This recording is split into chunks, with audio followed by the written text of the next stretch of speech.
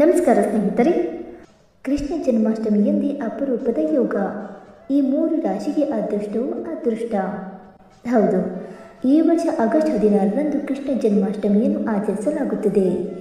ಆದರೆ ಜ್ಯೋತಿಷ್ಯದ ಪ್ರಕಾರ ಈ ವಿಶೇಷ ದಿನದಂದೇ ಬುಧಾದಿತ್ಯ ಯೋಗ, ಸಿದ್ಧಿಯೋಗ ಮತ್ತು ಧ್ರುವ ಯೋಗವೆಂಬ ವಿಶಿಷ್ಟ ಯೋಗಗಳು ರೂಪುಗೊಳ್ಳುತ್ತಿವೆ.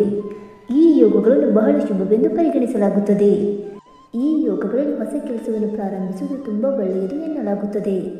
ಹೀಗಾಗಿ ಜ್ಯೋತಿಷ್ಯದ ಪ್ರಕಾರ ಈ ಜನ್ಮಾಷ್ಟಮಿಯಂದು ರೂಪುಗೊಳ್ಳುವ ವಿಶೇಷ ಯೋಗದಿಂದಾಗಿ ಈ 3 ರಾಶಿಗಳು ತುಂಬ ಶುಭ ಫಲಗಳನ್ನು ಪಡೆಯಲಿದ್ದಾರೆ.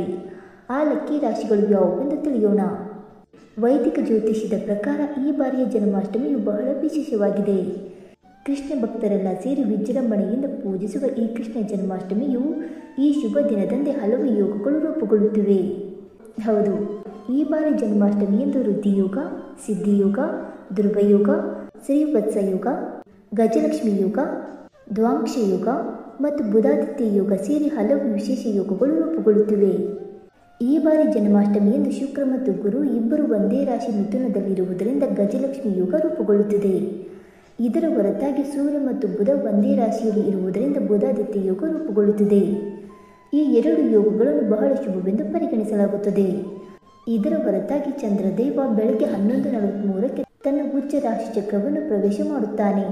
ಇದಲ್ಲದೆ ವೃದ್ಧಿಯೋಗವು ಬೆಳಗ್ಗೆ 7:21ರವರೆಗೆ ಮುಂದುವರಿಯುತ್ತದೆ. ಈ ಸಮಯದಲ್ಲಿ ಧ್ರುವಯೋಗವು ಪ್ರಾರಂಭವಾಗುತ್ತದೆ. ಈ ಯೋಗಗಳಲ್ಲಿ ಪೂಜೆ ಹೆಚ್ಚು ಫಲಪ್ರದವಾಗಿರುತ್ತದೆ ಎಂದು ಹೇಳಲಾಗುತ್ತದೆ ಮತ್ತು ಕೆಲವು ರಾಶಿಯವರು ಕೂಡ ಈ ಯೋಗಗಳ ವಿಶೇಷ ಪ್ರಯೋಜನಗಳನ್ನು ಪಡೆಯುತ್ತವೆ. ಆ ಲಕ್ಕಿ ರಾಶಿಗಳು ಯಾವುವೆಂದು ತಿಳಿದುಕೊಳ್ಳೋಣ ಬನ್ನಿ ಸ್ನೇಹಿತರೆ. ಅದಕ್ಕೂ ಮುಂಚೆ ನೀವು ನಮ್ಮ ಚಾನಲ್ಗೆ ಸಬ್ಸ್ಕ್ರೈಬ್ ಮಾಡದೆ ನೋಡ್ತಾ ಇದ್ದರೆ ದಯವಿಟ್ಟು ನಮ್ಮ ಚಾನಲ್ಗೆ ಸಬ್ಸ್ಕ್ರೈಬ್ ಮಾಡ್ಕೊಳ್ಳಿ ಸ್ನೇಹಿತರೆ.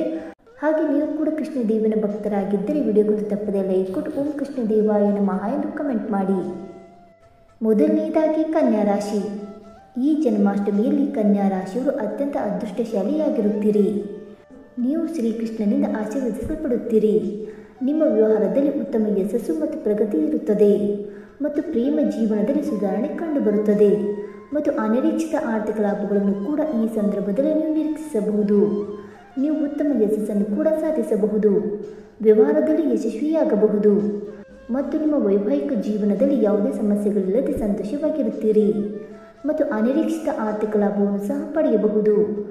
ಒಟ್ಟಾರೆ ಕನ್ಯಾ ರಾಶಿಯವರಿಗೆ ಶ್ರೀಕೃಷ್ಣನ ವಿಶೇಷ ಆಶೀರ್ವಾದಗಳು ಪ್ರಾಪ್ತಿಯಾಗುತ್ತದೆ.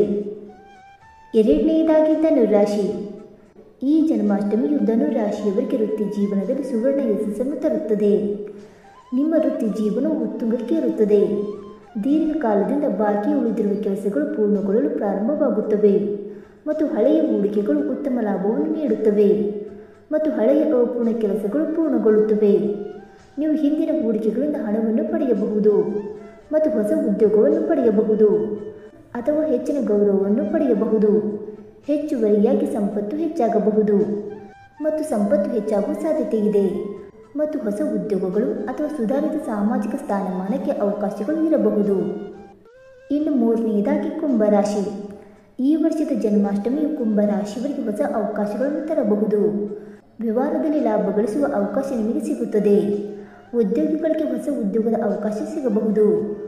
ಆ ದಿನ ನೀವು ನಿಮ್ಮ ವೃತ್ತಿ ಜೀವನದಲ್ಲಿ ಏನೇ ಕಷ್ಟಪಟ್ಟು ಕೆಲಸ ಮಾಡಿದರೂ ಸಕಾರಾತ್ಮಕ ಫಲಿತಾಂಶಗಳನ್ನು ಪಡೆಯಬಹುದು ಮತ್ತು ಸಾಲವನ್ನು ಮರುಪಾವತಿಸುವಲ್ಲಿ ನೀವು ಯಶಸ್ವಿಯಾಗುತ್ತೀರಿ ಮತ್ತು ಉದ್ಯಮಿಗಳು ಕೆಲವು ಉತ್ತಮ ವ್ಯವಹಾರಗಳನ್ನು ಪಡೆಯಬಹುದು ಮತ್ತು ಕೆಲಸದ ಸ್ಥಳದಲ್ಲಿ ನಿಮ್ಮ ಪ್ರಭಾವ ಉತ್ತಮವಾಗಿರುತ್ತದೆ. ಕುಟುಂಬ ಮತ್ತು ಸಾಮಾಜಿಕ ಜೀವನ ಎರಡೂ ಆಹ್ಲಾದಕರವಾಗಿರುತ್ತದೆ. ಸಂತೋಷ ಮತ್ತು ಶಾಂತಿ ಇರುತ್ತದೆ. ಮನೆಯಲ್ಲಿ ಶುಭ ಕಾರ್ಯಕ್ರಮವಿರಬಹುದು ಮತ್ತು ನಿಮ್ಮ ಕನಸಿನ ಕೆಲಸವನ್ನು ಪಡೆಯುವ ಅಥವಾ ಬಡ್ತಿ ಪಡೆಯುವ ಉತ್ತಮ ಅವಕಾಶಗಳಿವೆ. ಒಂದು ದೊಡ್ಡ ವ್ಯವಹಾರ ಒಪ್ಪಂದವು ಅಂತಿಮಗೊಳ್ಳಬಹುದು ಮತ್ತು ಒಟ್ಟಾರೆಯಾಗಿ ಈ ಜನ್ಮಾಷ್ಟಮಿಯಲ್ಲಿ ನೀವು ಅದೃಷ್ಟಶಾಲಿಯಾಗಿರುತ್ತೀರಿ. ಸ್ನೇಹಿತರೆ, ಈ ಮಾಹಿತಿ ನಿಮಗೆ ಇಷ್ಟವಾಯಿತಾ? ಇಷ್ಟವಾಗಿದ್ದರೆ ವಿಡಿಯೋಗೊಂದು ಲೈಕ್ ಮಾಡಿ, ಶೇರ್ ಮಾಡಿ. ಹಾಗೆ ನಿಮ್ಮ ಅನಿಸಿಕೆ ಮತ್ತು ಅಭಿಪ್ರಾಯವನ್ನು ತಪ್ಪದೆ ಕಮೆಂಟ್ ಮೂಲಕ ತಿಳಿಸಿ ಸ್ನೇಹಿತರೆ. ವಿಡಿಯೋ ನೋಡಿದ್ದಕ್ಕಾಗಿ ಧನ್ಯವಾದಗಳು. Thank you so much.